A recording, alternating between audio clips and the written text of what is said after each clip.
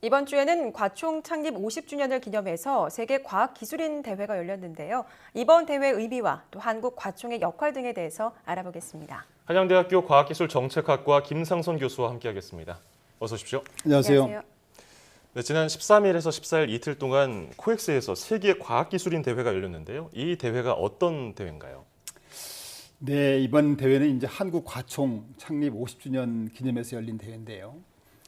세계 과학기술인 대회는 이제 국내는 물론이고 국외에서 활동 중인 한인 과학기술자 또 정책 입안자들이 한 자리에 모여서 과학기술을 통한 더 위대한 미래라는 주제로 이제 지난 50년을 돌아보고 또 앞으로 다가올 미래에 대해서 고민하는 그런 자리였습니다.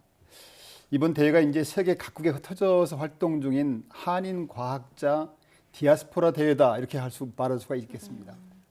이번 대회에서는 이제 저명 인사 기조 강연이라든가 대한민국 과학기술의 과거와 미래에 대한 어떤 토크 콘서트라든가 또 주요 분야별 심포지움, 또 기술 분야별 심포지움 이런 것들이 개최되었고요.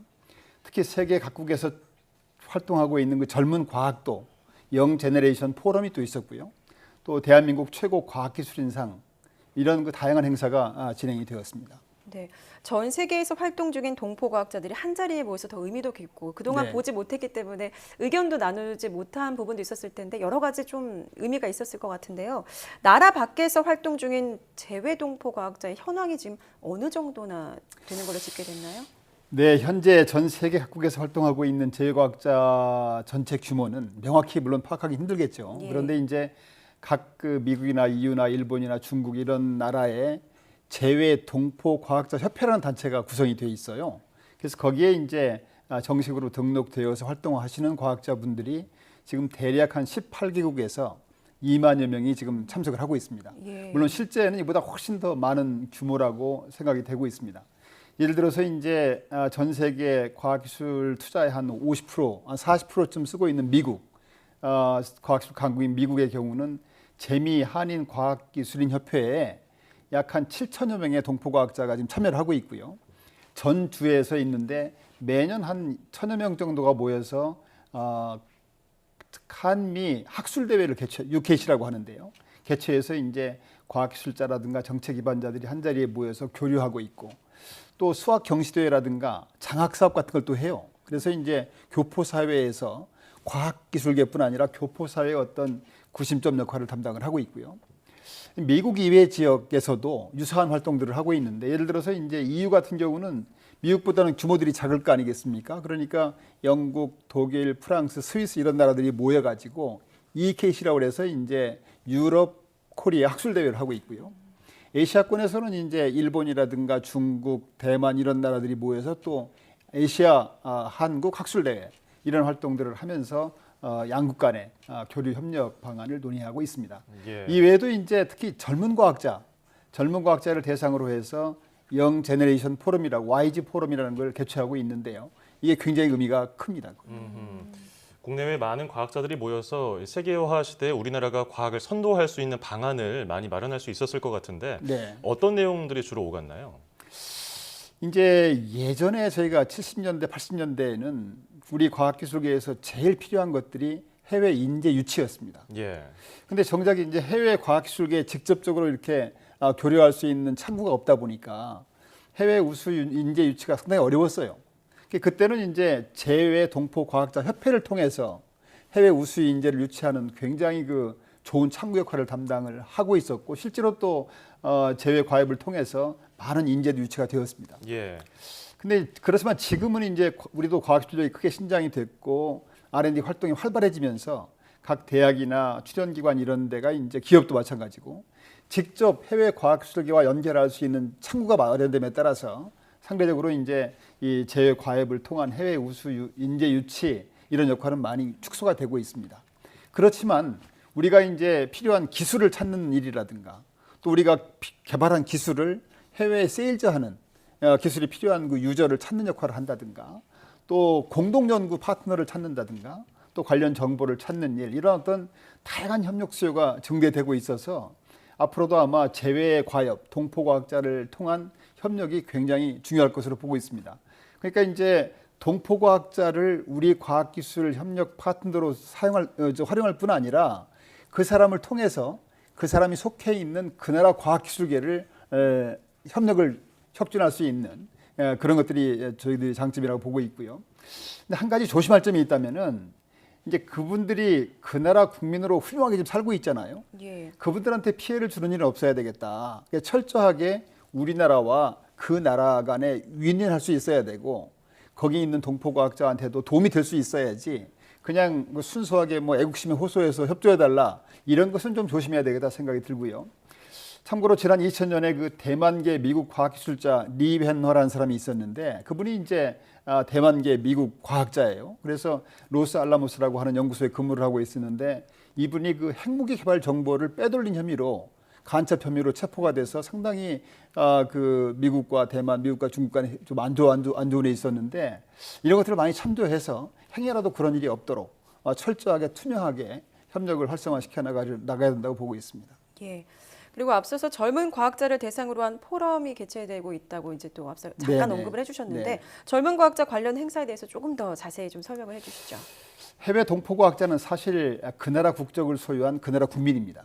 우리 동포이긴 하지만 그럼에도 이제 그 1세, 1.5세 이런 분들 마음속에 어디엔가는 애국심이 숨어 있어요. 그래서 국내에 어려운 일이 있으면 어떻게든지 이렇게 좀 돕기 위해서 적극 나서고 뭐 그런 형편인데요. 반면에 이제 거기서 태어난 그 우리 2세, 3세 이런 분들은 경우에 따라서는 우리말도 잘 못하고 철저하게 그 나라 국민으로 자라는 사람들이 많이 있습니다. 그러니까 대한민국이 그냥 남은 나라지요. 근데 이제 사실 어떻게 보면은 그 2세, 3세 이런 청년 과학도들이 그 나라 국민으로 훌륭하게 자라주는 것이 어찌 보면 우리나라한테 국익에 도움이 될 수도 있겠지요. 예. 그렇다고 해서 대한민국이 완전히 남은 나라가 된다든가 그래서는 또 안 될 거 아니겠습니까? 그래서 영 제너레이션 포럼은 바로 이런 그 재외 동포 청년 과학도를 대상으로 한 프로그램입니다. 이 사람들을 초청해서 우리나라에서 참여하는 그 청년 과학도하고 같이 한 5박 6일 일정을 보내면서 우리의 발전상도 보여주고 또 우리 문화도 익히고 또 국내의 네트워크도 만들어지고요. 그런 가운데서 이분들이 자기도 모르는 사이에 뿌리를 찾게 되고 그 한국 교포로서의 자긍심을 갖게 됩니다. 결국 이분들이 나아가서는 이제 미래에는 양국 간 협력에서 어떤 중수적인 역할을 담당하지 않을까 이렇게 기대가 되고 있는데요.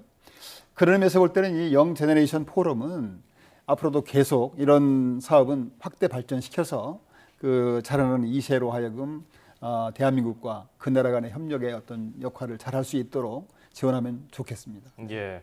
우리가 그들의 정체성을 강요해서는 안 되겠죠. 그렇기 물론입니다. 때문에 네. 이런 포럼이 그들을 협력의 장으로 나오게 하는데 아주 자연스러운 역할을 할 것 같습니다. 네. 근데 이번에 한국과총 창립 50주년을 기념해서 열린 것으로 알고 있는데요. 네. 한국과총은 또 어떤 기관인가요? 한국과총이 이제 전체 풀네임이 한국과학기술단체 총연합회입니다. 아, 그렇군요. 보통 뭐 과총 또는 한국과총이라고 부르는데요. 과총이 이제 지금부터 50년 전, 그러니까 1966년 9월 24일 날 창립된 단체입니다. 어떻게 보면 지난 50년간 대한민국 과학기술 발전과 역사를 같이 해온 그런 기관이다. 그래서 과학기술계 중심축 역할을 담당해오고 있는데요. 현재는 한 600여 개의 과학기술 전문 학술단체, 또 공공 및 민간 연구단체를 비롯해서 각 그 12개 각 시도 지역연합회, 지역과총이라고 그러는데요. 또 앞에서 말씀드린 18개국 제외과역 이런 회원단체를 가진 명실상부한 500만 과학기술인을 대표하는 기관이라고 볼 수가 있겠습니다. 한국과총은 지난 50년 동안의 그 한국과학기술계의 구심점 역할을 하면서 과학기술진흥법 제정이라든가 또 과학기술 전담부처의 설치라든가 연구활동 비용에 대한 면세 이런 정책을 제안하면서 과학기술 정책 발전을 견인해 왔고요. 또 과학기술 관련 학술단체 학술활동 지원이라든가 지역 과학기술 활동 지원, 또 글로벌 시대에 이제 전 세계 과학기술 협력 활동 지원 이런 것들을 쭉 추진해 온 그런 단체고요.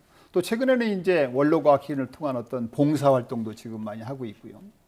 현재 이제 강남구 역삼동에 지금 그 과학기술 회관에 지금 있는데요.